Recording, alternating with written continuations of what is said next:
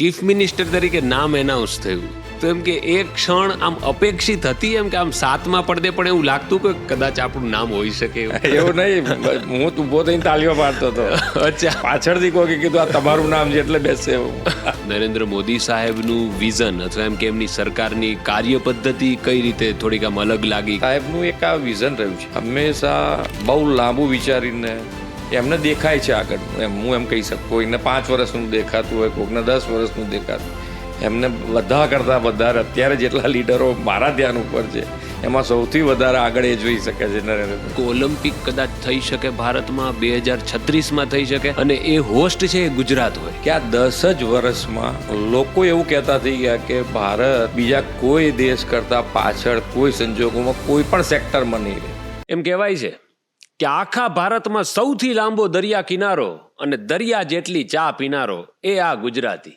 અને બોલી અહીંયાની કેવી? પારસી, કચ્છી, સુરતી, મેહોણી ને કાઠિયાવાડી, અને નાસ્તાની ડીશ તો કે ગાંઠિયાવાડી. એવી ખાવા પીવાની શોખીન જનતા, રંગીલી જનતા, અને એવું આપણું ગુજરાત. અને એના મુખ્યમંત્રી શ્રી ભૂપેન્દ્રભાઈ પટેલ આપણી સાથે છે આજે પોડકાસ્ટમાં. કેમ છો સાહેબ? બિલકુલ સરસ, એકદમ મજામાં. એકદમ મજામાં. વાહ ભાઈ વાહ. સાહેબનો જે સરળ સ્વભાવ, તમારી જે નિખાલસતા છે, ઘણીવાર તો તમારી સ્પીચને કારણે આમ એટલી બધી લોકોને એમ થાય ને કે વાહ ભાઈ વાહ, મુખ્યમંત્રી હોય તો આવા. પણ તમે આમ જે એક સિવિલ એન્જિનિયર એટલે કે સીઈ, અને ત્યાંથી આ સિવિલ એન્જિનિયરિંગમાંથી સિવિલ સર્વિસ એટલે કે સીએમ, તો એ આ સફર આમ કેવી રહી છે સીઈ થી સીએમ સુધીની? એટલે આમ શું છે કે કોલેજ કાળથી ઇલેક્શન લડતા આવ્યા છીએ, એવું નથી કે, પણ આમ પબ્લિક લાઈફ અને કોલેજ લાઈફ બે વસ્તુ જુદી છે. હા, કે ભાઈ કોલેજમાં શું છે કે એક પેલું છે કે શબ્દ વાપરીએ છીએ આપણે, રોલો પડે, એમ સોટો આપણો પડે, હા, મોભો વધે, એના માટે લડતા હોઈએ. પછી આની અંદર આવ્યા પછી આમ શું છે, કોલેજથી આની અંદર ગયા હોય ત્યારે શરૂઆતમાં આપણને ખ્યાલ ના આવે, પછી આપણને ખ્યાલ આવે કે આની અંદર ઘણું બધું પબ્લિકનું કામ થાય એવું છે, આપણે કરી શકીએ એમ છીએ. હા, એટલે આખી સફર તમે જુઓ તો પછી થોડો ટાઈમ વચમાં એવો બી આવ્યો કે ભાઈ ના, આપણે આમાં બહુ આપણે ચાલીએ એમ લાગતા નથી એમ. એક વખત એવું એ કીધું હતું મારા મિત્રોને કે ભાઈ તને આપણે મૂકી દઈએ, તમે લોકોને જે કરવું એ આગળ વધારો, અમે તમને સપોર્ટ કરીશું. પછી જે મિત્રને કીધું હતું એ મિત્ર તો બજારમાં એવું કહેવા માંડ્યો, જોયું આપણે પતાવી દીધા ને. હવે એ પાછું પકડાયું તો આજે સીએમ સુધી આવ્યું છે. એટલે આવા ઘણી વાર કિસ્સાઓ થતા હોય. પણ આમ એન્જિનિયરિંગનું હવે કાંઈ યાદ છે?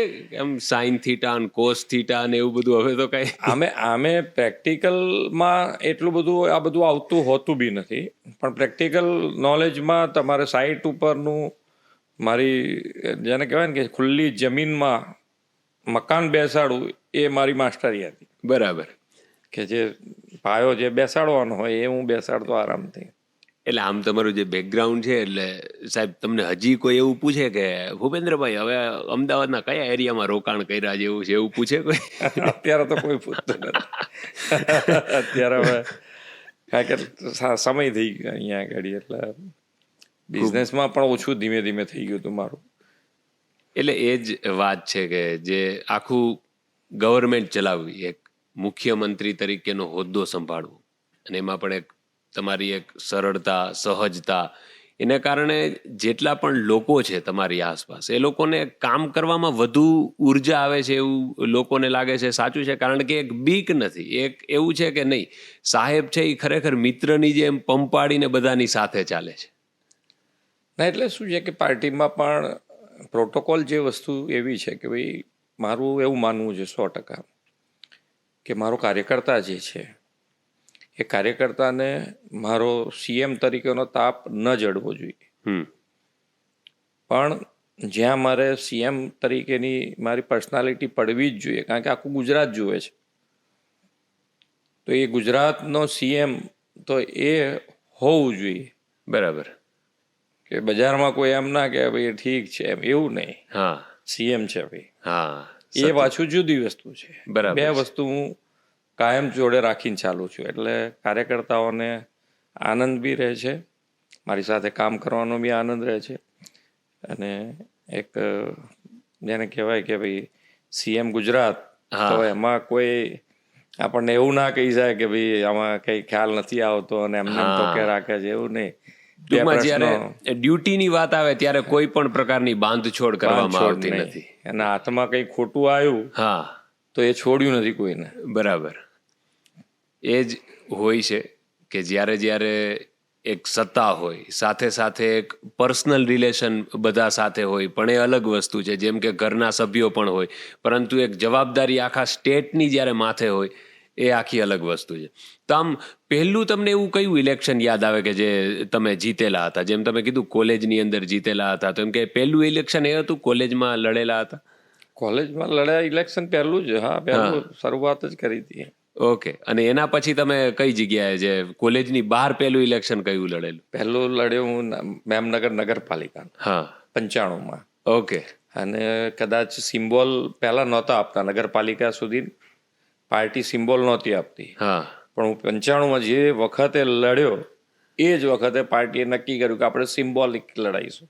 બરાબર. એટલે હું પહેલું જ ઇલેક્શન મારું સિમ્બોલ સાથે લડ્યો, કમળના સિમ્બોલ સાથે લડેલો.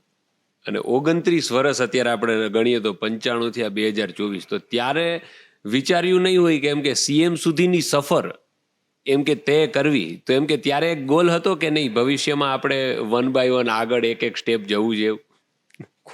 મારી જિંદગીનો ગોલ મેં નક્કી એવો નહોતો કર્યો કે ભાઈ અહીંયા જવું, હા, પણ જેટલું કરીશું એટલું વ્યવસ્થિત ને શાંતિથી. કોઈ આવો ઉધમાટ વાળો સ્વભાવ નથી. બરાબર. જે કરીશું એ સારું ને શાંતિથી કરવાની વાત છે.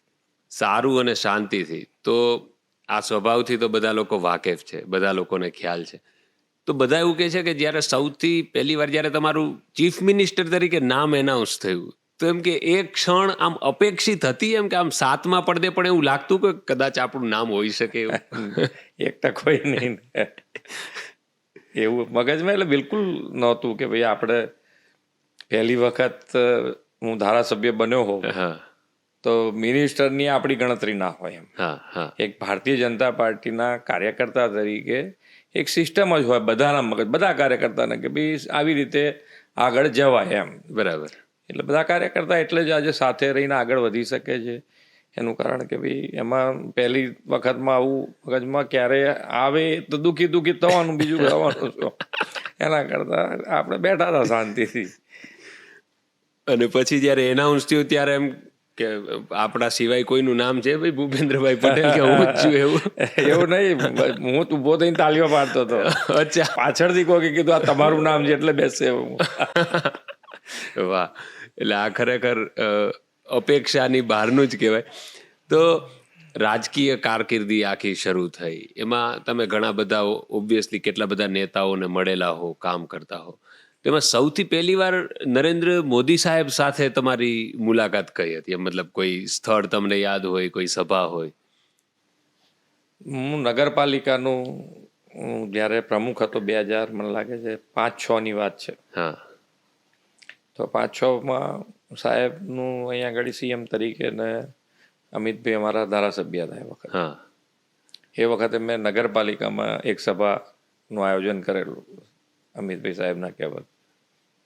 એ વખતે નરેન્દ્રભાઈ સાહેબ આવ્યા તો અમિતભાઈ અને નરેન્દ્રભાઈ બે જણા એક સોફામાં બેઠા હતા. હું તો નગરપાલિકાનો પ્રમુખ હોય એટલે આપણે તો, હું થોડો દૂર બેઠો હતો, તો સાહેબે બોલાયો અને એ બે જણની વચ્ચે મને એ વખતે બેસાડ્યો.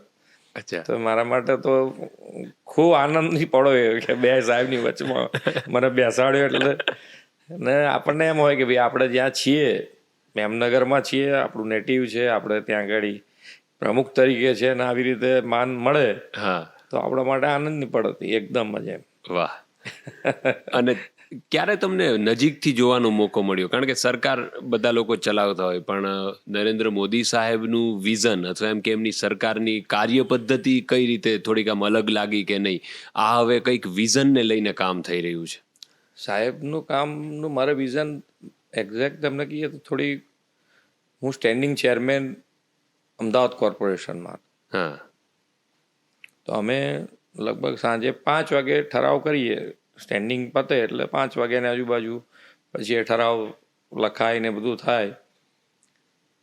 બીજે દિવસે સવારે 9 વાગે સાહેબનો ફોન આવી ગયો કે ભાઈ આ જે તમે ઠરાવ કર્યો છે એ ન કરવો જોઈએ તમારે. અને ન કરવો જોઈએ એના કરતાં જે ઠરાવ તમે મુક્તિ આપી છે એ અહીંની જગ્યાએ સ્થળ બીજું બી એમનું એક હંમેશા રહ્યું છે કે ભાઈ તમને જે વસ્તુ ના પાડે એની સાથે બીજો ઓલ્ટરનેટ પણ આપી દે.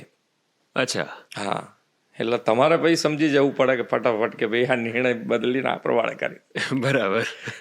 એટલે એને એટલું એમ કે ભાઈ નહીતર મહાનગરપાલિકાનો ઠરાવ, સ્ટેન્ડિંગનો ઠરાવ ને એની આપણને એમ હોય કે ભાઈ એક સીએમ તરીકે ક્યાં આટલું બધું જોવાય કોઈ, હા, પણ એમનું પૂરતું ધ્યાન હોય દરેક વસ્તુ, નાનામાં નાની વસ્તુ ઉપર એમ. બરાબર.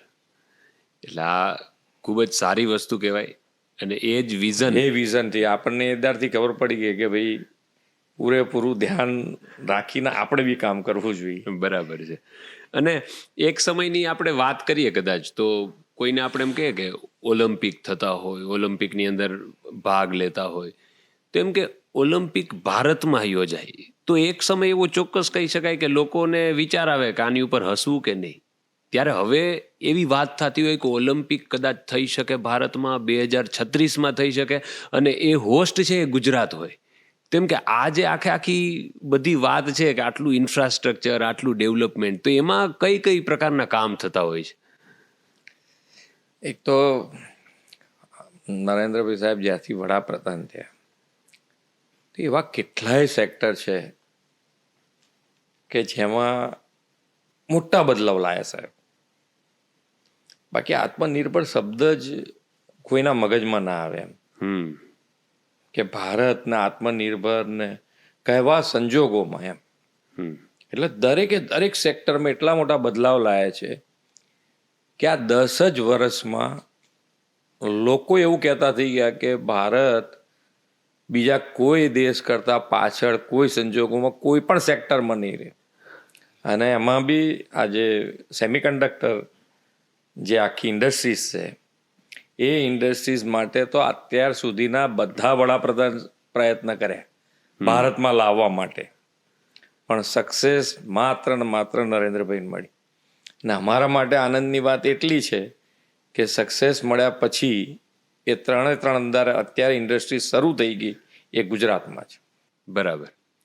એટલે આમાં ઘણીવાર એવી વસ્તુઓ હોય કે જે અત્યારે લોકોની સામે હોય, નિર્માણ પામેલી હોય, તો એનો કેટલા વર્ષો પહેલા એક વિચારથી અને પછી અમલથી એક પાયો નખાયો હોય. તો તમે ગિફ્ટ સિટી એવું સૌથી પહેલી વાર ક્યારે સાંભળેલું છે? અત્યારે આખું નિર્માણ પામે છે, વર્લ્ડની ઘણી બધી મેઇન ઓફિસ ત્યાં છે, તો તમે સૌથી પહેલા ક્યારે સાંભળેલું કે અચ્છા આ શું છે? હું કોર્પોરેશનમાં કોર્પોરેટર થયો ત્યારે મગજમાં આવ્યું ગિફ્ટ સિટી અહીંયા બની રહ્યું છે એમ. અચ્છા. અને એ ગિફ્ટ સિટી એટલે એમ કે આપણને તો એમ કે સિટી બની રહ્યું છે એમ, પણ અત્યારે વિઝન ક્લિયર થાય કે અને સાહેબનું એક આ વિઝન રહ્યું છે હંમેશા બહુ લાંબુ વિચારીને એમને દેખાય છે આગળનું, એમ હું એમ કહી શકું કે ભાઈ એમના આગળનું દેખાય છે કે કોઈને 5 વર્ષનું દેખાતું હોય, કોઈને 10 વર્ષનું દેખાતું.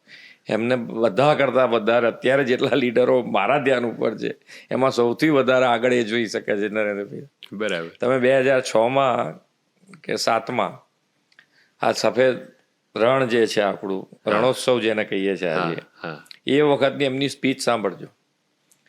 દેશ અને દુનિયાના લોકો આ સફેદ રણ જોવા આવશે અને G20ની એક ઇવેન્ટ આપણે ત્યાં કરી.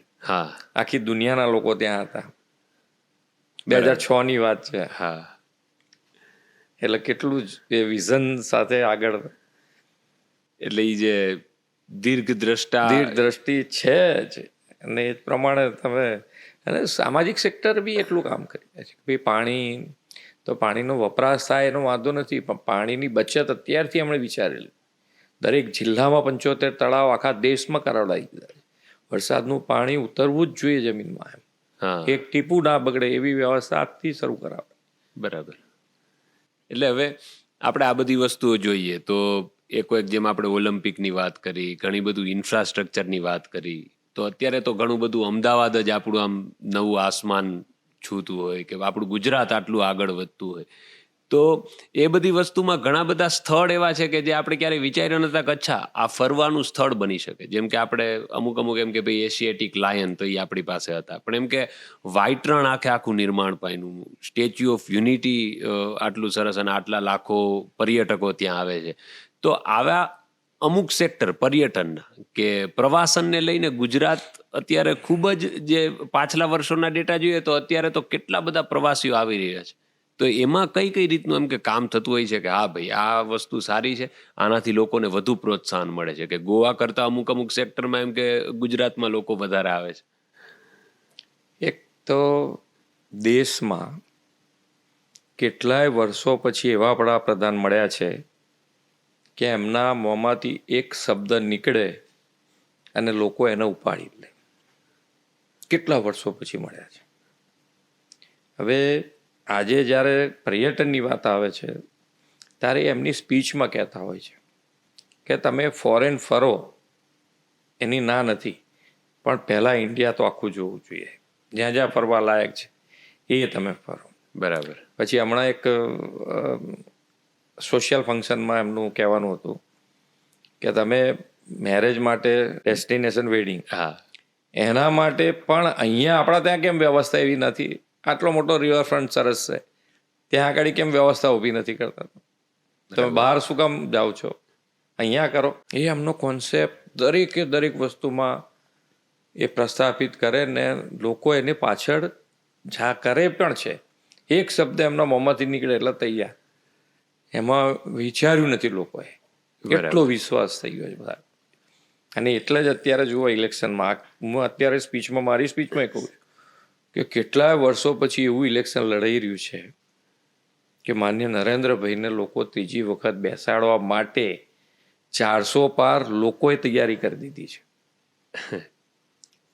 પહેલેથી ને ત્યારે આવું વિઝન લોકોમાં અવાજ ઉઠવો ચાલતું હોય ને તો ઇલેક્શન પતે નહીં ત્યાં સુધી આમથી આમ ચાલતું. આ તો ક્લેરિટી સાથે લોકોનું. બરાબર.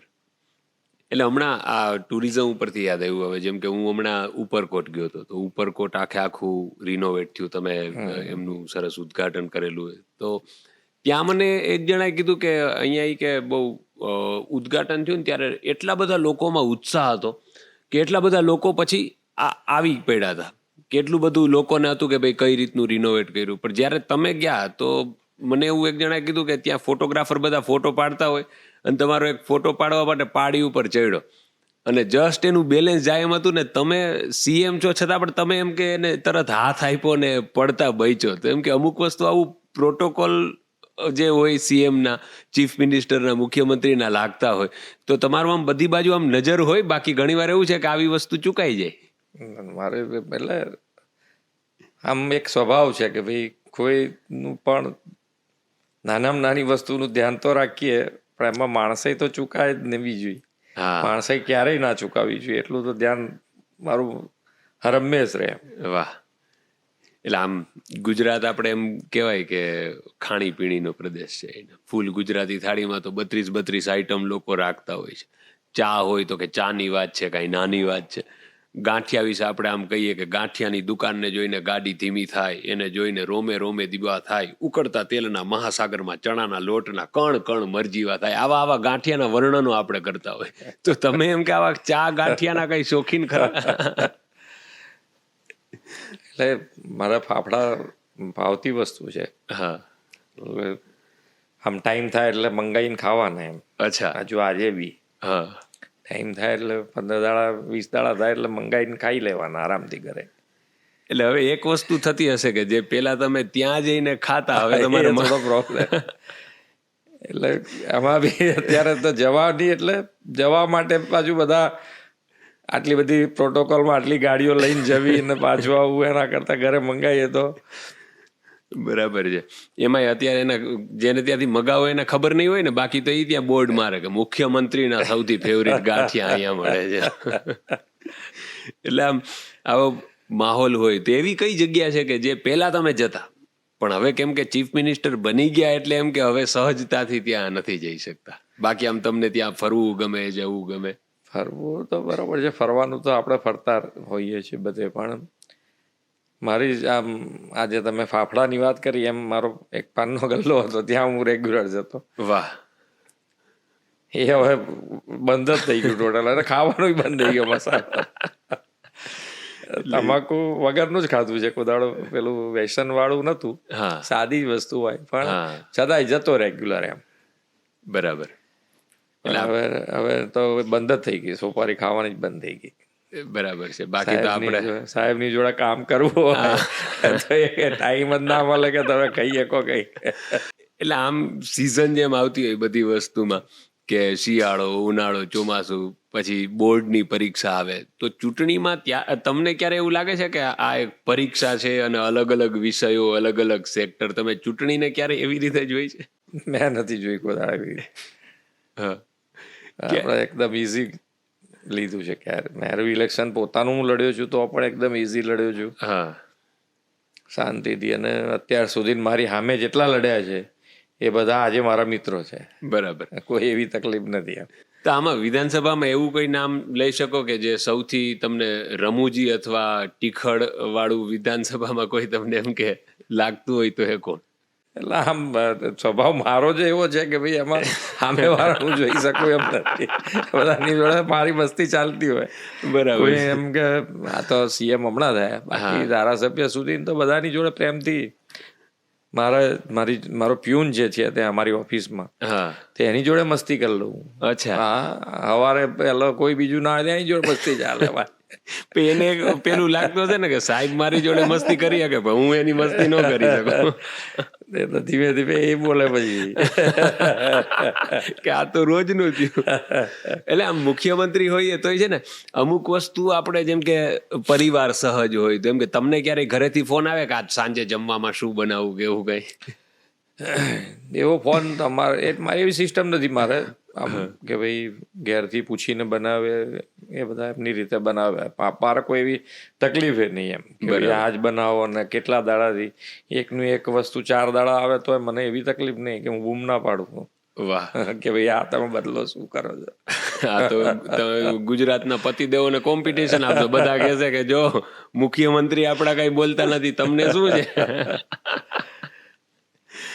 વાહ. એટલે હવે ઘણી બધી વસ્તુઓ આપણે વિચારતા હોઈએ કે સરકાર એટલે એક બહુ મોટી જવાબદારી છે, કારણ કે એટલી બધી યોજનાઓ, એટલા બધા કાર્યક્રમો, એટલી અમુક ઘટનાક્રમ છે તો એ અવિરત ચાલતો જ હોય, કારણ કે આટલા બધા એમ કે 5-6 કરોડ ગુજરાતીઓ, એનું આપણું ગુજરાત આખું રાજ્ય હોય, તો એક અમુક સંવેદનશીલ વસ્તુઓ પણ જીવનમાં બનતી હોય.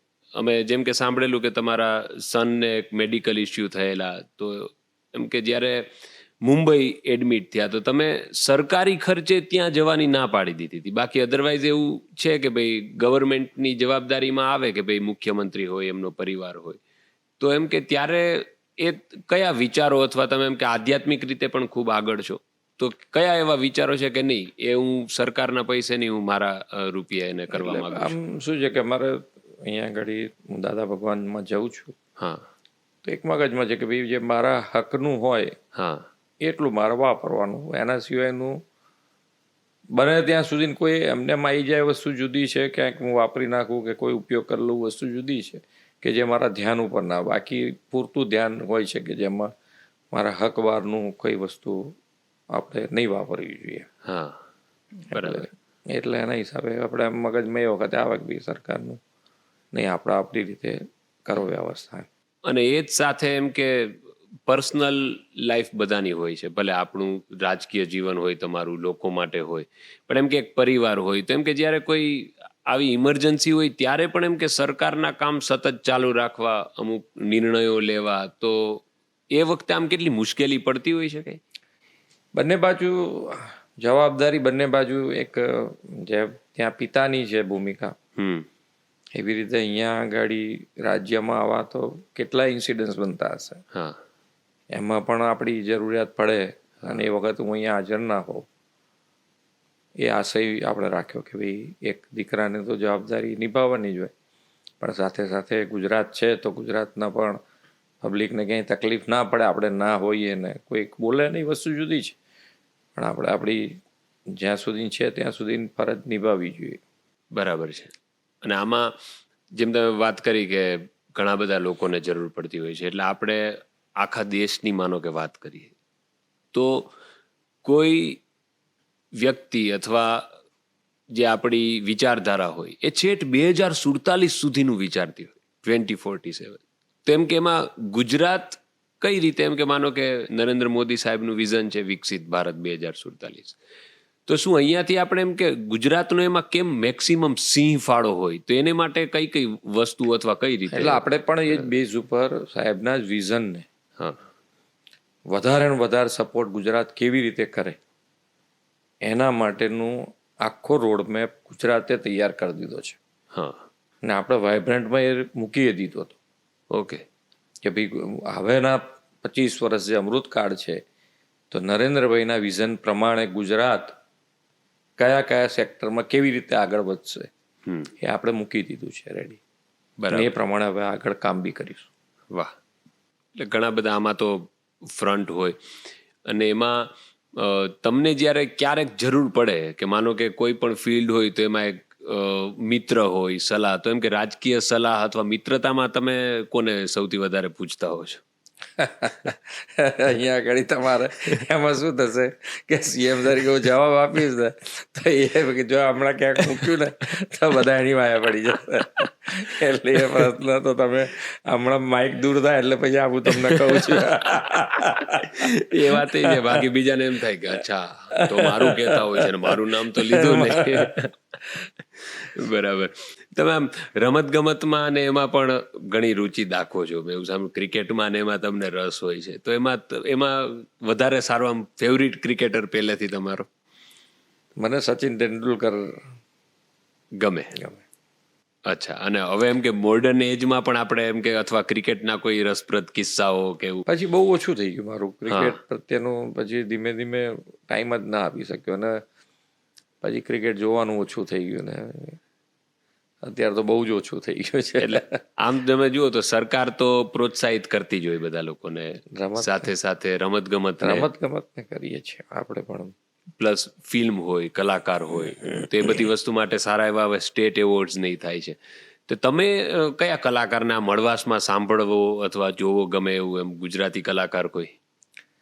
ગુજરાતી તો હમણાંથી થોડુંક આપણે પેલું ગુજરાતી પિક્ચરો હવે થોડાક વ્યવસ્થિત ને સારા આવતા હોય એવું, કારણ કે પહેલાં જોવાનું નહોતું મળતું આપણે કોઈ ગુજરાતી પિક્ચર માટે આપણને, પણ હવે થોડું ગુજરાતી માટે આપણને લગાવ ને બધું, લોકોને પણ ગુજરાત અને આપણા માન્ય નરેન્દ્રભાઈએ પણ પ્રાદેશિક ભાષા ઉપર વધાર્યું છે કોન્સન્ટ્રેશન કે ભાઈ આજે એન્જિનિયરિંગ મેડિકલ તમે પ્રાદેશિક ભાષામાં ભણાવતા થઈ જશો. એટલે હવે બધાને એમ થયું કે ના ભાઈ અમે બી હવે પ્રોત્સાહિત કરીએ છીએ. દરેક સાહિત્ય હોય કે લેખકો હોય કે બધા પિક્ચર બનાવતા મૂવી બનાવતા હોય તો ગુજરાતી બનાવતા હોય તો એને પ્રોત્સાહિત કરી રહ્યા છે. બરાબર છે. એટલે આમ કહેવાય કે જગ આખું રખડીને આવ્યા, ગુજરાત સિવાય કંઈ ફાવે નહીં, ચસ્કો એકવાર લાગે કાઠિયાવાડી સિવાય કંઈ ભાવે નહીં.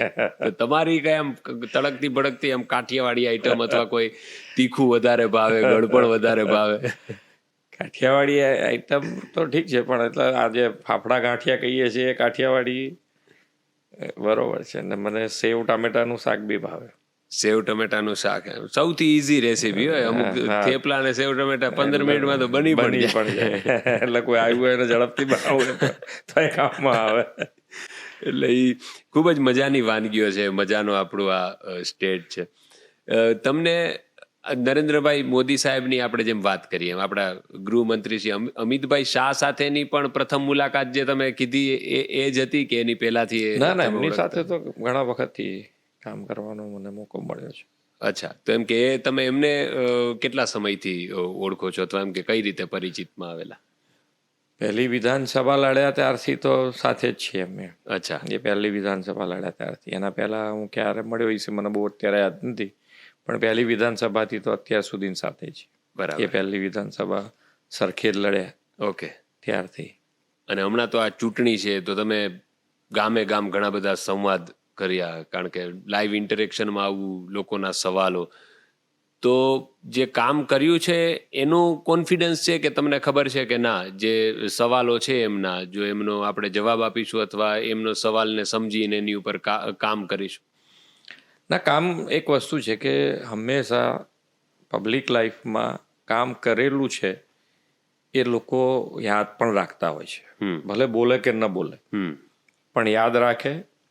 પણ આપણે તો હવે એ ભૂલી જ જવાનું કે ભાઈ જે થઈ ગયું છે છોડો, જે નવી હવે અમને ડિમાન્ડ છે એના ઉપર કેવી રીતે આગળ વધાય એ જ અમારું લક્ષ્ય હોય. બરાબર. એટલે આ તમે નવી ડિમાન્ડ કરીને એની ઉપરથી હું એમ કહીશ કે હવે માનો કે નવી પેઢી છે, પહેલી વાર વોટ કરવાની છે, તો એને તમે કંઈક શું કહેશો પ્રોત્સાહિત કરવા માટે? કારણ કે વોટિંગ છે એ અનિવાર્ય છે.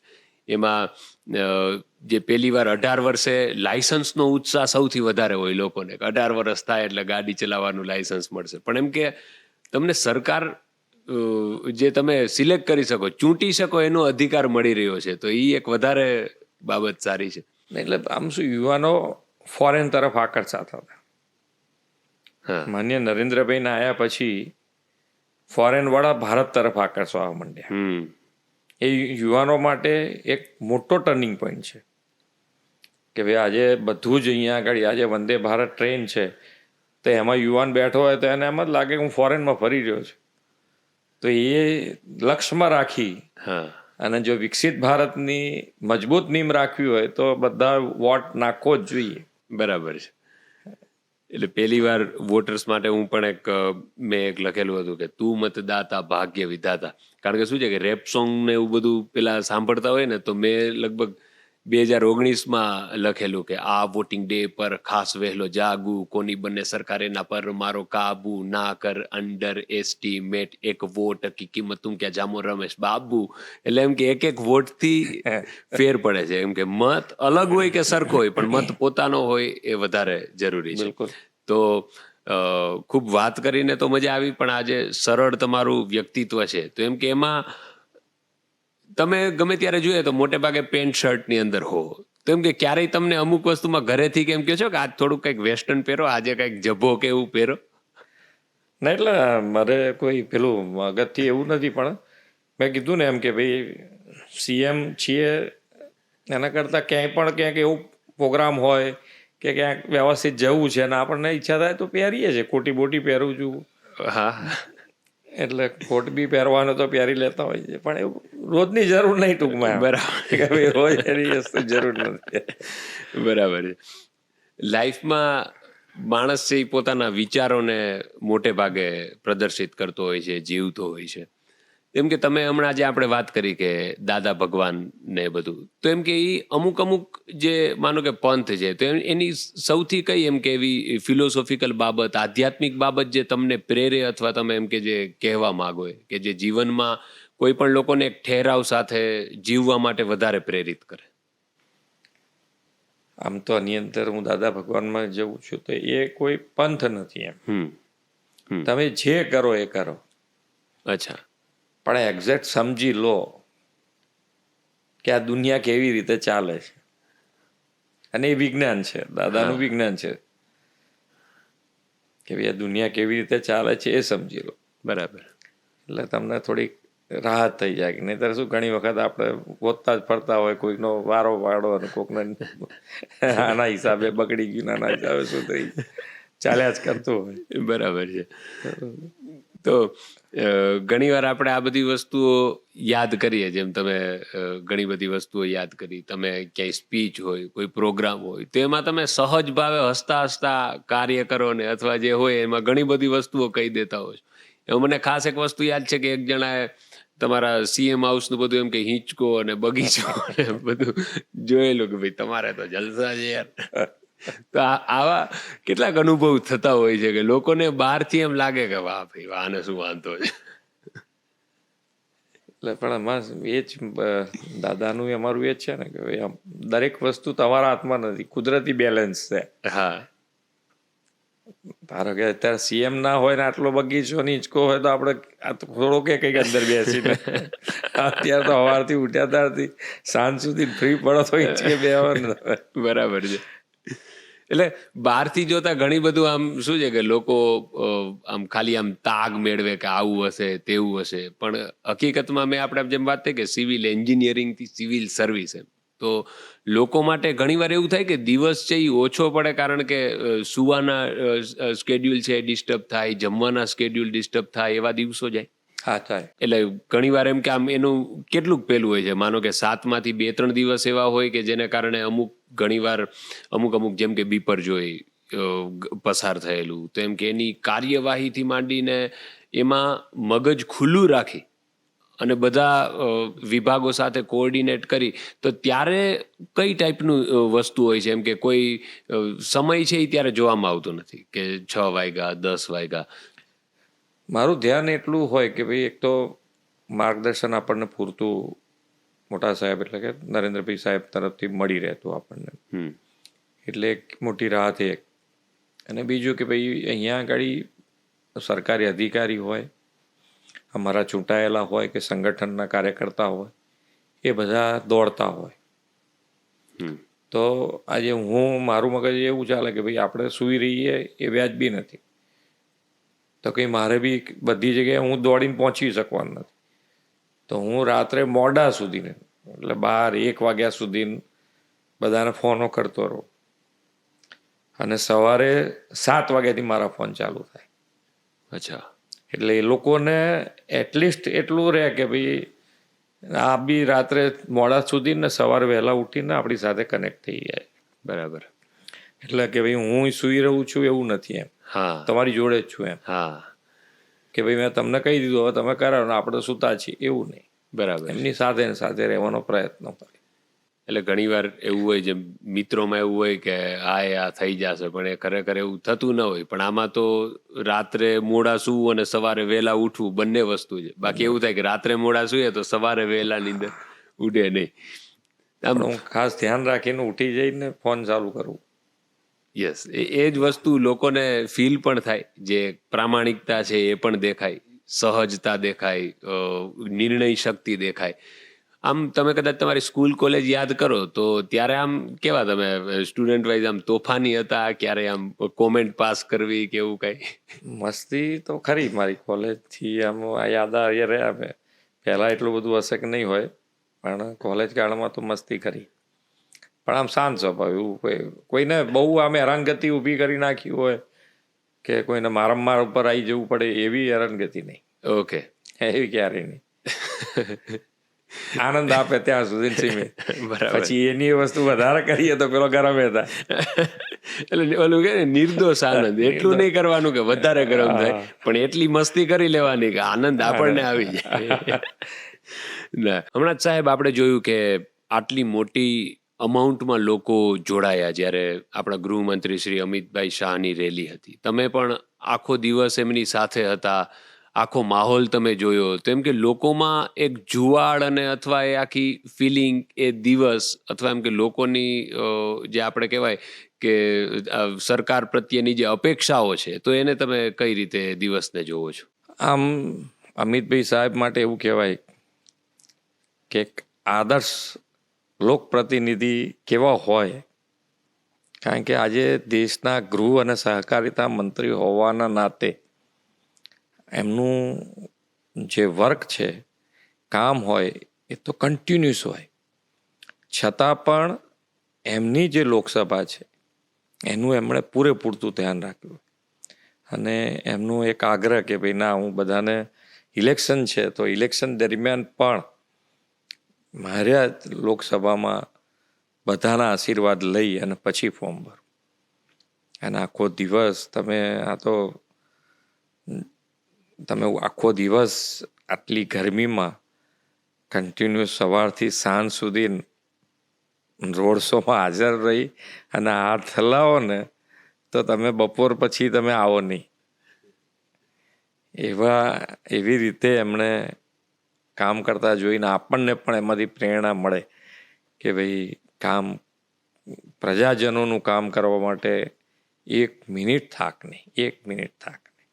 ખૂબ સરસ. આજે આટલો સમય તમે ફાળવ્યો એ જ ખૂબ મોટી વાત. અને લોકોને જે એક બહાર જોતા હોય, ન્યૂઝ ચેનલની અંદર જોતા હોય, બધી વસ્તુઓમાં, સરકારી કાર્યક્રમોમાં જોતા હોય, પણ એમ કે એક પર્સનલ લાઈફ, પર્સનલ ફિલોસોફી, એક વિઝન, અનુભવ, આટલું બધું જાણવા મળે, એનો અમને ખૂબ આનંદ આવ્યો. જય જય ગરવી ગુજરાત. ચાલે.